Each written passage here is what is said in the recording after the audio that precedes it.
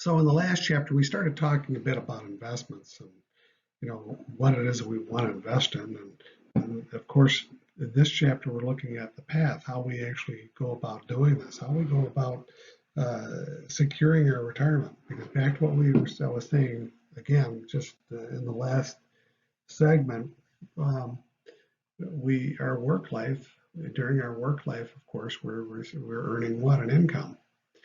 Uh, and when we are retired, we are no longer employed, if you will. I mean, that's changeable. That's something that people do work in retirement and so on and so forth. But in general, we're cutting back, if you will. That's the idea of retirement. It's to have enough in terms of your investment to finance that retirement, right? So recognize the importance of retirement planning is utmost. This is what we'll be getting into immediately. Analyzing your current assets and liabilities for retirement. The sad and true, this is what we all have to do. We start now, and then you continue to look at this as you kind of go forward to see how you're progressing, hopefully, toward that goal of being able to retire. Estimate your retirement spending needs. They're always more than you expect. Identify your retirement housing needs. This is where downsizing comes into play. Oftentimes you'll see your grandparents, for example, might have a significantly smaller home than you would expect, living in condos and so on and so forth. Anyway, so recognize the importance of retirement planning. First, we're looking at the misconceptions about retirement. This is the first one is probably the most apparent, is that my expenses will decrease when I retire. Not necessarily the case. They typically will go up because of medical costs and other things that you would have to, other costs that you would incur that you were not anticipating. Again, you're not working, so that means you've got more time to do what? To spend. So anyway, these are all things to consider, and retirement will last only 15 years. Yeah, you're going to retire at 55, and you will be dead and gone. Not worry about it, because you'll be dead at 70. You don't know. It's not uncommon. It's very common where people outlive their retirement nest egg. So you have to consider these things. Social Security and my company pension will pay for my basic living expenses. Never has been the case, and it's even less the case today. For example, Social Security. It's not that you won't receive Social Security, but chances are, if things continue on the way they're going, your Social Security, what you're receiving benefit-wise, may be less than what you would anticipate. And it's not to say that it's going to go away entirely, but chances are it will be reduced if nothing changes. Company pensions, a typical company pension in the past used to be called defined pension benefit, where your company would you work there for 30 years or 40 years, and you receive a certain amount per month upon retirement. That's no longer the case. Most companies do not have such arrangements anymore. Instead, they have such things as 401ks, where you can contribute and towards your own retirement, if you will. So these are misconceptions. My pension benefit will increase to keep pace with inflation. Depends. Maybe not. It depends, but not necessarily the case. My employer's health insurance plan and Medicare will cover all of my medical expenses. Never the case. There's plenty of time for me to start saving for retirement. No, the time to start saving for your retirement is yesterday, last week, last month, last year. Point is that you have to start right now, really, is what we're saying. Saving just a little bit won't help. Every little bit counts. Again, when we start talking about that time value of money and that rule of 72, your money doubles very depending upon the amount of time that you're saving and the rate of interest that you're earning. But every little bit does help. A little bit now is going to mean much more later on. Tackling those trade-offs. If you buy state-of-the-art home entertainment system, expensive cars, extravagant vacations, remember that's consuming now. and rather than deferring your consumption. So think about it in terms of paying yourself first. Yes, the nice car is good, but can you live with something that's not quite so extravagant? And the reason you're doing this is not to deny yourself of something, it's actually paying yourself first, because what you're saying is that this is going to help you when? In your retirement, or with your loved ones in retirement, and so on and so forth, right? Think about these things, walk through them, um, and etc. So only saving now and curtailing current spending can ensure a comfortable retirement, or rather only by saving now. So deferring that consumption will help you in your retirement years. When we talk about retirement, something else to keep in mind is that health-wise, if you're not all that healthy uh, when you're older, you're not going to be able to work as much. You may be retiring not by choice, but by you can't physically do the job that you were doing before. All these things kind of come into play. So you're doing this so that you won't be a burden to your loved ones, and you won't have to depend completely or reduce the amount of dependence that you have on other people. These are all things that you want to maintain your independence, et cetera, for as long as you can. 75% of workers expect to live as well as, if not better than they do now when they retire, but only 20% of those surveyed have begun to save seriously for retirement. So this is that expectation gap. So you expect what you want going forward, and the reality where you're at right now, it's not going to get you to that. You're not going to arrive at that goal, or you're not going to be as well off as you would like to be, right? As you expect yourself to be. The importance of starting early, and these are just again, kind of rules of thumb, if you will. If from age 25 to 65, you invest $300 a month at 9% return, then at age 65, you'll have a nest egg of $1.4 million. And the beauty of that, of course, is that $300 a month sounds like a lot, but even if you did less than $300 a month, you would be helping. Even if you did half, you would still have a huge, a rather large chunk of change going, setting yourself up for retirement. So wait 10 years until age 35. So we're fast forwarding to age 35 and start investing that $500, or rather $300 a month. You have about half as much, or less than half as much, at age 65 at $550,000. Wait 20 years, so you start at 45 and you only have $20,000 at age 65. These are scary things, and either yourself, um, your parents, your grandparents. These are all things that everyone has to contend with. So the takeaway from this is, again, start early. No matter how much you can save, start early. People are spending 16 to 30 years in retirement. Fact. Of course, you say, oh yeah, you don't want to. You say, oh, you want to live. You only want to live 10 years. No. All of us want to live as long as we can, and we want to be as healthy as we can, and we want to enjoy as long as we can. So keep these things in mind. A private pension and Social Security are often insufficient to cover the cost of living. We've already talked about this. Inflation, that big hidden cost of inflation is always out there, and whether or not its impact is felt right now, chances are it's not really. It's relatively low at the moment, but going forward, it could be significant. And so that reduces, again, your purchasing power in your retirement, in your golden years. So onward. So power of compounding. This is, again, looking at it in terms of setting aside that $300, and so next month, so you get your $300, and then you're adding another $300 to that, and on top of that, there's interest that's accruing, right? This is what we call, again, compounding. So compounding investment earnings is what we can make small investments become much, much larger over time. So we're adding to this over a period of time, and it's accumulating.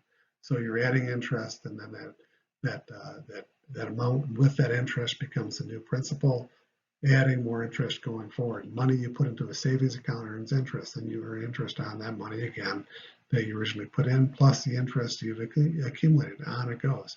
So for every 10 years you delay before you start saving for retirement, you will need to save 3 times as much each month to catch up. Not to scare anybody, but this is the reality. If you don't start kicking in now, when you do start kicking in, it's going to cost you much more. And this is not just in terms of compounding, in terms of saving. It has to do with every financial instrument. The longer you wait to get in, the higher the cost is going to be in order for you to achieve your goals. The more if you it's the old thing about, well, this is deferred consumption. How is that paying yourself first? Because later on you want to enjoy. That's why.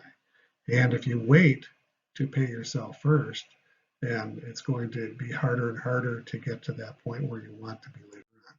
This is kind of a catch-22 in many ways, but it's actually fairly straightforward if you think about it. Think these things through.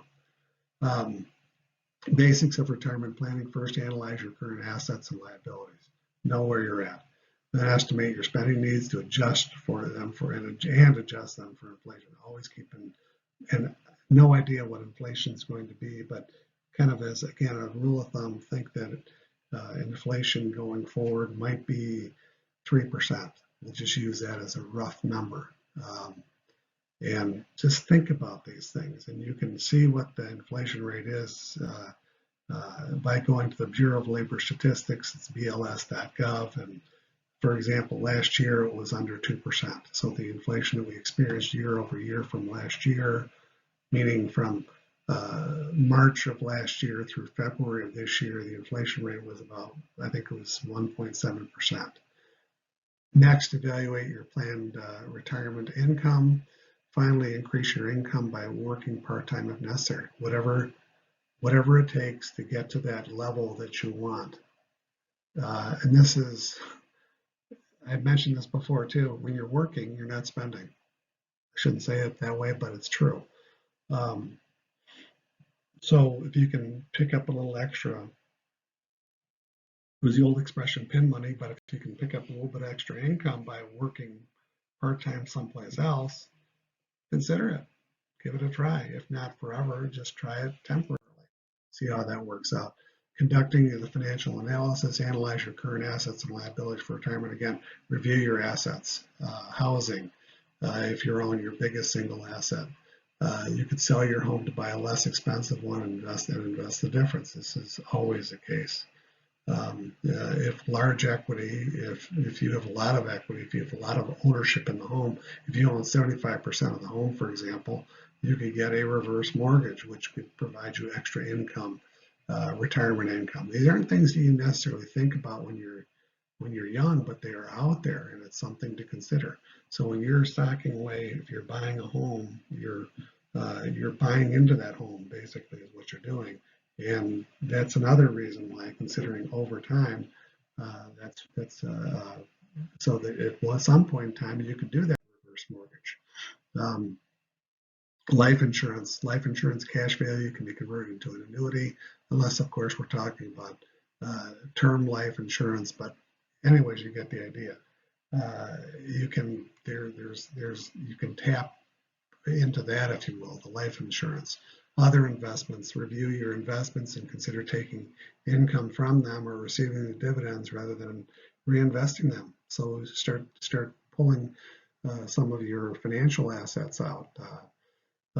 Sell some of your baseball cards or something that you're stashing away for a rainy day. Consider it those things. Those are all sources of income.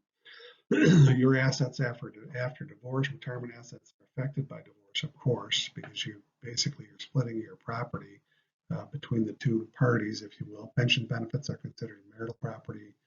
Again, to be divided. Division of pension benefits generally depends on the length of the marriage. And I think it's 7-10 years, something like that. But these are all things to kind of think about. And this is the correctly divide the retirement benefits. A legal document must be created. It's called it's a qualified domestic relations order, and this is all done through legal means, if So living in retirement, estimate what your retirement spending needs are going to be.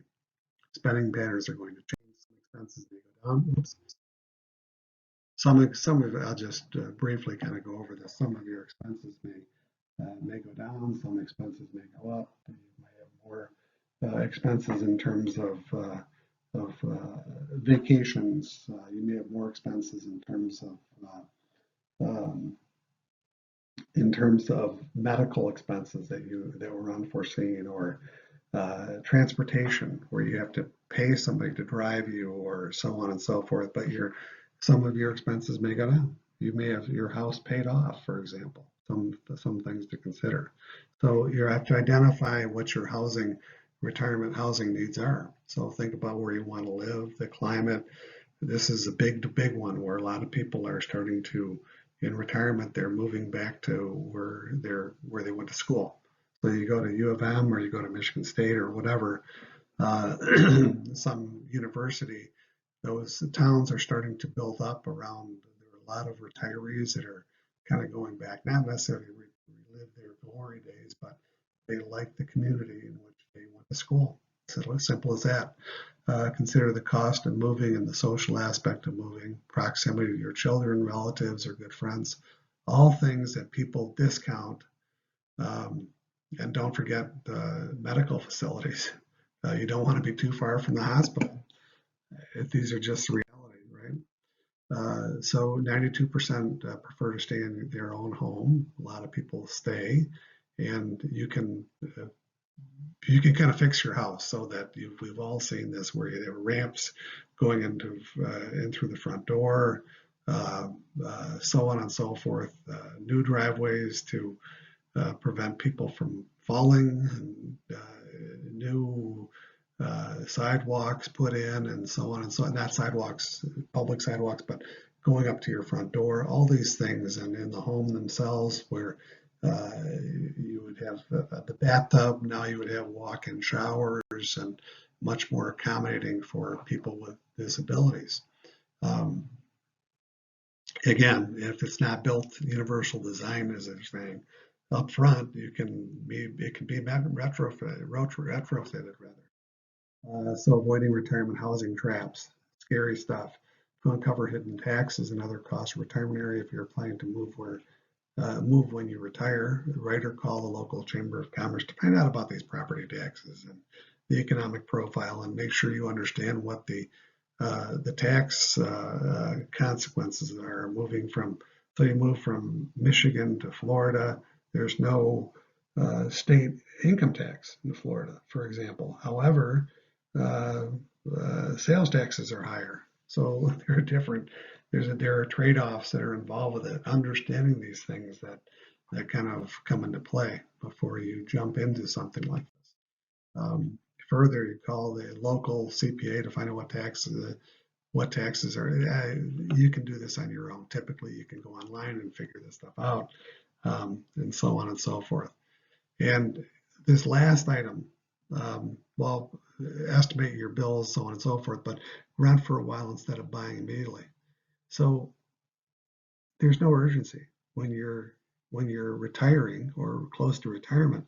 There's no urgency in terms of buying a home and the settling in the whole family, so on and so forth. It's a much simpler prospect to rent first, even though it might be more expensive. Find out what it is that you're getting yourself into, if you really do like that community in which you are moving into. So you rent for a while. These are all the clues that you can use, that you should consider. Determine what your planned retirement income is going to be. There's Social Security. That doesn't cover your entire retirement. That's not your retirement. It's a portion of it. It's meant to supplement your retirement, and so on and so forth. Social Security itself is you can apply for benefits online or by phone 3 months before your 65th birthday. Benefits are reduced if you apply it before. So you can apply as early as age 62, but you get a significantly reduced benefit. you must have the required number of quarters. I think it's 30 quarters. So in essence, we're talking about, um, I think 10 years, yeah, a little less than 10 years, 8 years, I guess, or thereabouts of work that you have to have paying into Social Security in order to receive a Social Security benefit. The more you work, the longer you work, the higher the income that you have to a certain point, the higher your benefit's going to be. So think about it that way. Up to 85% of your benefits may be subject to federal income tax for any year, in which your AGI, your adjusted gross income, plus your non-taxable interest income, and 1/2 of your Social Security benefits exceed a base amount. Simple as that. These are all things to consider. Social Security payments are reduced if you earn above a certain income. Something also to consider. Cost of living adjustments, they are out there each year, and if there's low inflation rate, then of course your COLA, or your cost of living adjustment, is going to be lower. Your spousal benefit, so whoever's earning the higher income, your spouse can earn 1/2 of that benefit. If you're over 18, you create your own personal and confidential account through, I recommend everybody goes out to ssa.gov, and you can go from there. But of course, it's my account /my account, but go into ssa.gov. If you're working, you'll see what your Social Security contributions have been up to this point, and projecting your income kind of going forward. Yeah, it's important to do this. And it's important to do it for two reasons. One, to give you an idea where you're at, and two, to verify, to check, to make sure that the income that the Social Security department has, administration has, is accurate, that they've included in with your income, if you will. Okay. So the future Social Security, this is where we had talked about before. So worst case scenario at this point is that trust funds will be exhausted by the year 2033, perhaps even a bit earlier, because of the dealing with the unemployment, et cetera, that was associated with the COVID pandemic. It could be as early as 2030, or maybe even earlier than that. So we're looking at about a 10-year window. And certainly, if you're retiring more than 10 years, you're going to, at least at this point, you'll have a reduction in the amount of Social Security, whatever you're expected to be reduced by. Again, in this case, we're looking at a 23% reduction down to 77%. So whatever you were expecting, hoping to earn $1,000 a month from Social Security, you will only be getting $770, excuse me, a month, based on these estimates that we have right now. So the longer the life expectancy that we have out there, and these are facts, we're living longer in general, especially women, much more than men. So they collect benefits longer.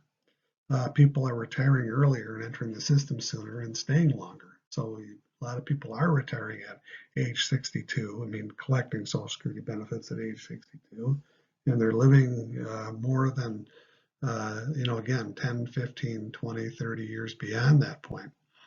And this is an example. In 1945, there were 42 workers per retiree. So for every person that was retired, 42 people were working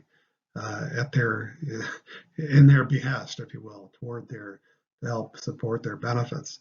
In 2016, there were 2.8 workers per retiree, and in 2036, it's estimated to drop to 2.1 workers per retiree, and that's because of baby boomers, people born from 1946 to 1964.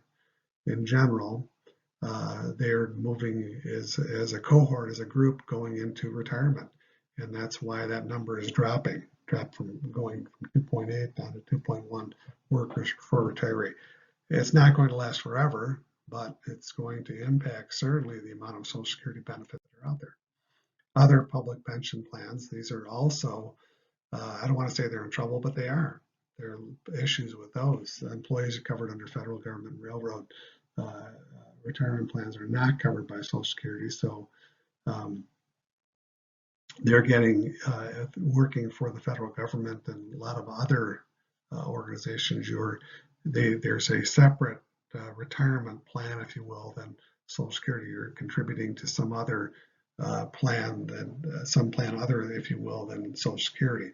The VA provides pensions for many survivors of men and women who died in the armed forces, and disability pensions and so on and so forth. The railroad retirement system is it's defunct, basically. It was something that was out there when there were lots and lots of railroads and lots of people working for the railroads, and the retirement system went broke, basically. But it's still out there, but it's been picked up through pension fund, or not pension fund, through an insurance fund that's set up by the government to kind of back that up. And anyway, so there are many state, county, city governments operate retirement plans for their employees as well, either separate from Social Security or as kind of a supplement to that Social Security. Employer pension plan. So this is the old way, is that there would be defined, this is the new way, defined contribution plan, is that they're kind of like IRAs, individual retirement plans through the company. So you're buying into the company. You get stock bonus plans where you're buying. You get a 25% reduction in the price of a stock, and you can buy up to X number of shares of stock. Profit sharing plans where you're receiving some of the profit for a given year, and oftentimes that can be rolled into your pension plans. And salary reduction or 401k, 403b, 457 plans.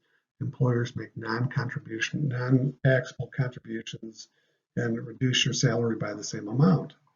So they're kicking in half, and you're paying half, up to 1%, 5%, sometimes as much as 10%.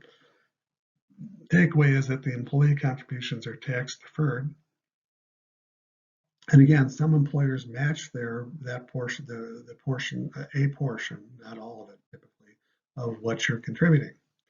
These plans are referred to as tax sheltered annuities or TSA plans. This is, anyways, all earnings grow without current federal tax. Taxes are deferred. Ordinary income tax will be due when you receive the income. So when you start to withdraw, that's when you're paying the taxes, right? Defined pension benefit. This was the old system. Defined employer will pay you a certain amount per month, so you're setting aside a certain amount in the pension fund, and it's no longer the case. These are very, very rare. Defined pension benefits, meaning that your employer is going to be paying you a pension.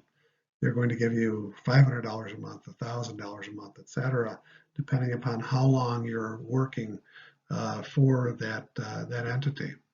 And this is in the framework of the public sector, working for government, and or working in private. Private sector is pretty much all gone. Public sector is pretty much gone too. It's going very, very quickly.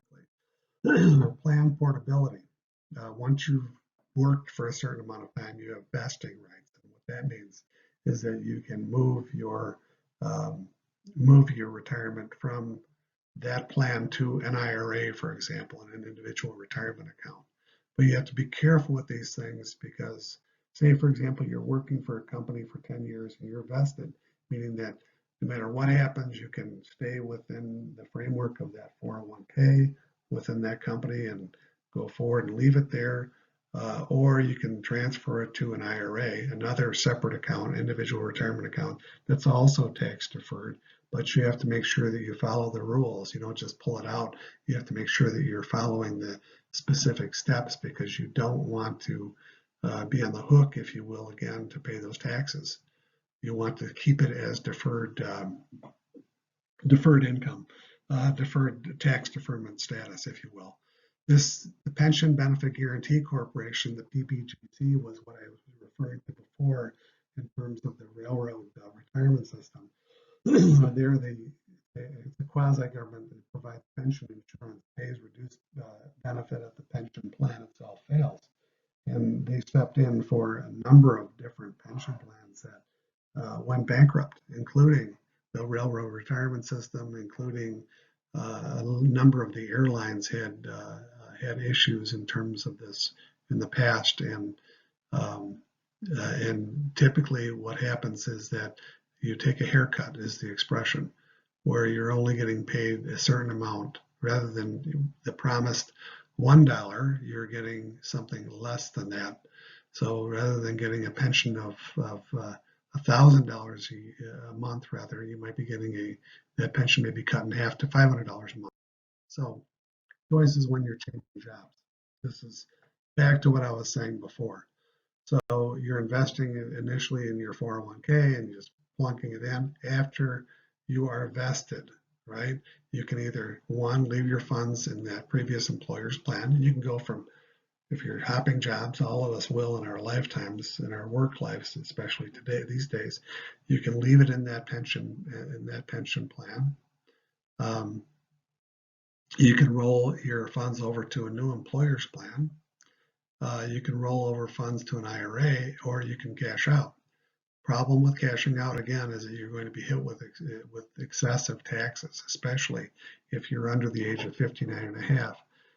You have an upfront 10% penalty that you have to pay on top of the taxes that you owe. So always keep this in mind. So there's portability. However, you have to be careful about how you're doing these things. So IRAs, individual retirement accounts. I mentioned this kind of in passing in the past, and currently you're able to, if you're paying into your own IRA, you can contribute up to $5,500 a year. And that was in 2018. It's up a bit higher now. I forget. It's probably gone up to. It may have gone up to as much as $1,000 more, $6,500 a year. In 2020, 21, we'll say, and if you're over the age of 50, there's that catch-up part. Remember before we said you're kicking in $300 a month when you're age 25 to 65, gets you to $1.4 million, and if you're at age 35, you're basically cutting half or less than half at $550,000. This is that catch-up piece that we talk about. When you're 50 years of age. Or older, of course, that you can kick in more because you have to, basically, or if you can do it, of course. So depending upon your tax filing status and income, your contribution may be tax deductible. Typically, it is. It depends on if you're earning too much. Most people don't have to worry about that, but typically these are tax deductible. The earnings accumulate tax-free until you start taking it out. This is, again, the traditional or classic IRA. You pay taxes on the money as you withdraw it once you retire, but you must begin to withdraw these funds at age 70 and a half, and that's been changed up to age 72. So there's a minimum annual withdrawal that you have to make. And the reason that they do that is that this is designed to help fund your retirement.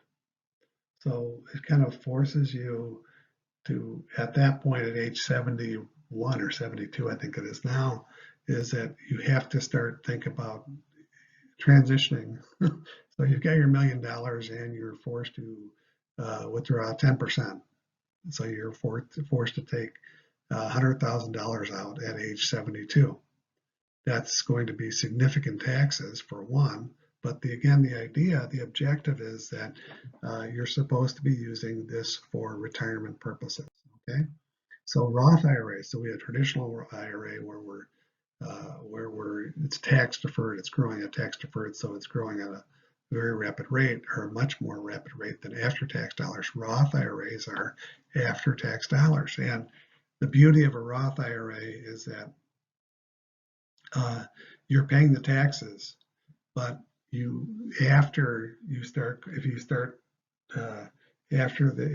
retire, for example, after age 59 and a half, before you're age 59 and a half, it's penalty free. There are a lot of different rules that go along with this, but the idea is that this is tax-free money, meaning that once you start withdrawing, this does not count as income. So this is the beauty of the Roth IRA, and it's definitely something to consider contributing to. Roth IRAs are are quite good vehicles in terms of tax planning, if you will, going forward. So there's also you can convert your traditional Roth IRA to a Roth IRA, and the idea is that with doing that conversion, of course, you're paying taxes on your IRA going into your Roth IRA. But again, going forward, you don't have to pay taxes. So this is all part of retirement planning. The MRA is the Roth IRA that invests in new Treasury, U.S. Treasury retirement savings bonds. So it's a little safer investment, if you will. So Spousal IRA lets you contribute amounts on behalf of your non-working spouse if you file a joint tax return. So it's just another tax device, if you will. A rollover IRA is a traditional IRA that accepts rollovers of all or a portion of your taxable distribution from a retirement plan or another IRA. You can roll over to a Roth IRA. The idea again is you're paying taxes on it. So keep that in mind. There are tax consequences in moving from a traditional IRA to a Roth IRA, converting. Coverdell Education Savings Account, and this is setting money aside for your child's education, up to $2,000 per year. And your child is born, so 18 years, that's $36,000 that you set aside, assuming that you've had a reasonable investment. Maybe as much as close to $100,000, and guess what? That's what college education can cost. It can cost that much and more, if you will. But this is another savings device that you can kind of set aside to avoid some taxes, if you will. An SEP is a self-funded. It's for employers. It's a simple retirement plan, if you will. It's kind of the what the SEP is the I forget what it is. This is if you're self-employed, basically, and you can set aside money that is again tax deferred. So when you withdraw an IRA, when you take out, it's counted as ordinary income, and installments are so if you start withdrawing on a regular basis, there are installments that would be going along with it. And so at any rate, you can do it a lot of different ways you can do this, but you can you can do these withdrawals over a period of time, or you can take them out of lump sums, if you will. You can change that, of course, too, but the key here again is that withdrawals prior to the age of 59 and a half are subject to 10% tax, so 10% penalty. And again, when these can be avoided if you roll over your IRA from one IRA into another investment vehicle. Keep that in mind. So long as it doesn't touch you, so to speak, then you can maintain that you don't have to worry about that penalty, but you have to be very careful. Geo Plans, again, it goes back to the SEP, self-employed people and their employees, more complicated than the SEP IRAs, but there are more benefits that are associated with this. So these are for small businesses, basically, we're talking about Geo Plans. Annuities, we've talked about annuities before. It's over a period of time that you're looking at this. Provides guaranteed income. Caution, I have to caution you on that, but anyways, we'll just say guaranteed income for life. So if you buy an annuity, if you have fully funded retirement plan options, it would be through your 401k, your 403b, Geo, etc. But still want more money for retirement. These are options. This is like an insurance policy, if you will. You could buy an annuity with proceeds of an IRA, company pension, or supplemental retirement income. These are if you want to start receiving income in kind of in a regular manner. Annuity is another way of processing this. You can buy one with a single payment or periodic payments. You can also buy an annuity that begins payouts immediately or at a later date. Interest, again, accumulates tax-free until payments begin. These are all things to consider. To do these on your own or to trust to someone else buying into an annuity that's run by another entity, another person, another company, etc. That's what the idea of annuities are. So the different types of annuities that we already alluded to, um, immediate annuities, payments begin right away, deferred is down the road, if you will. Income payments begin at some future date. Contributions, etc. All this is tax deferred. Single premium deferred annuity if purchased with a lump sum. So you can buy an annuity over time. You can buy the annuity with one payment, if you will. So the cash value of your life insurance policy may be converted to an annuity.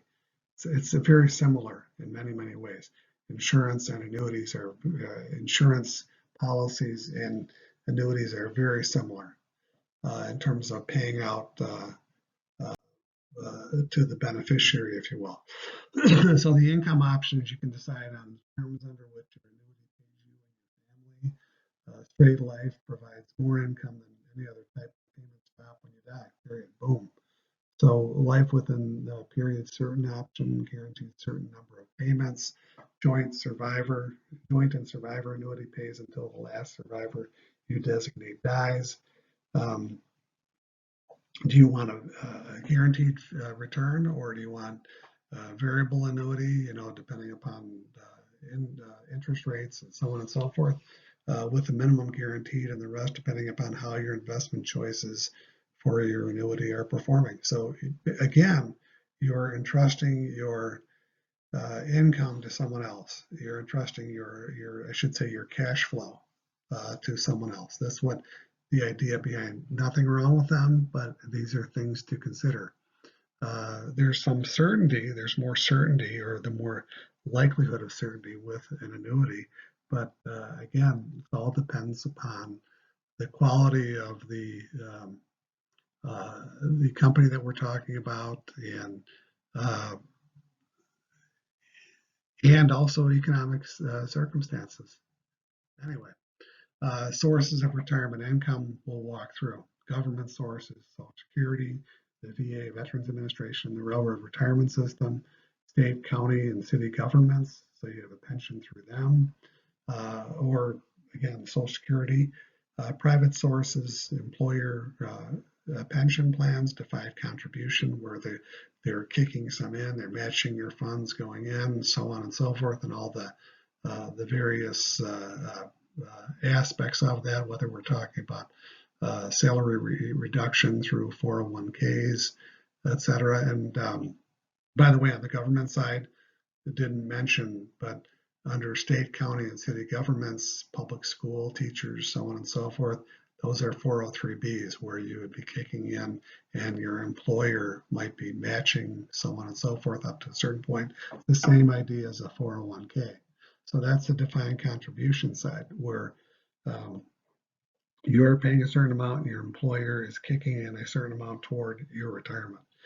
Defined benefit, you are kicking in some and your employer is setting aside some for basically it's an annuity is what it is. So you'll be getting a certain pension income over a certain period of time.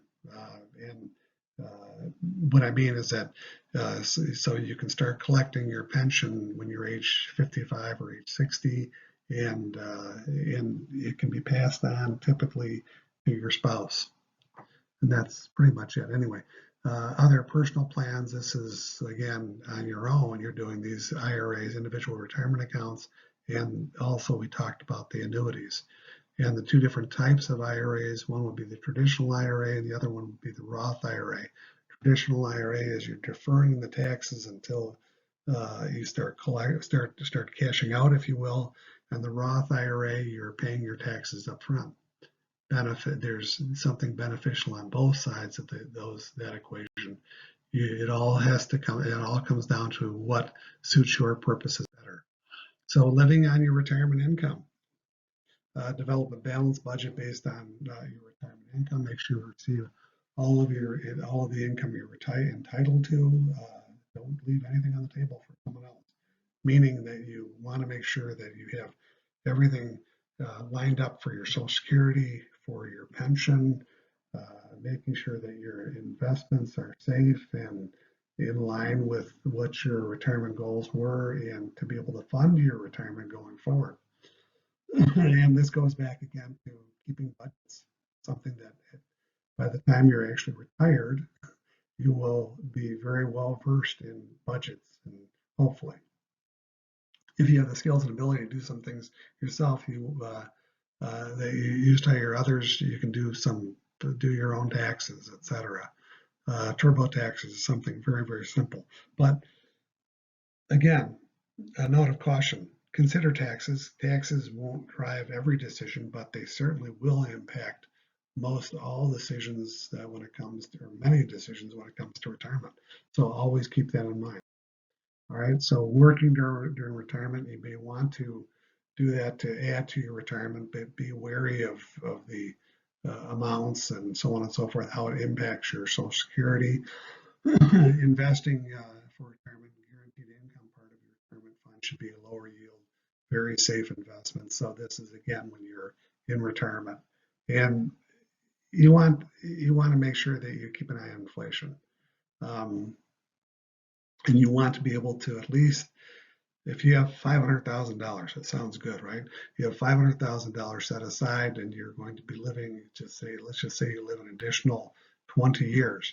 You want to make sure that $500,000 spread over those 20 years has some sort of coverage for that inflation that you might be experiencing. So you have to keep an eye on inflation, especially in retirement.